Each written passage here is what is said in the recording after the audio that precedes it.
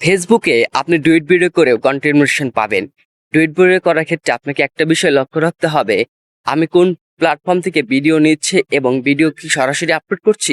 এই বিষয়টি ভালোভাবে জানতে হবে। জানার জন্য আপনি ইউটিউব সার্চ করতে পারেন। বিভিন্ন ওপেন এআই গেটে দেখবেন।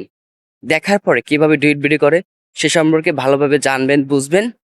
এরপরে আপনি যে বর্তমানে যারা ডুয়েট ভিডিও করে তাদেরকে ফলো করবেন, যে তারা কিরকম সরাসরি আপলোড করে কিনা, তারা কি ধরনের ইমেজ ব্যবহার করে, টেক্সট ব্যবহার করে, সে সম্পর্কে ভালো করে জেনে বুঝে কাজ করে আপনি ডুয়েট ভিডিও করে কন্ট্রিবিউশন পাবেন।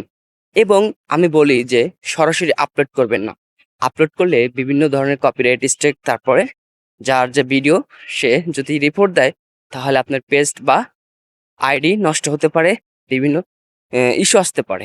এক্ষেত্রে এই বিষয়টি অবশ্যই মনে রাখবেন এবং এইটা মেনে কাজ করবেন। সকলকে ধন্যবাদ পাশে থাকার জন্য।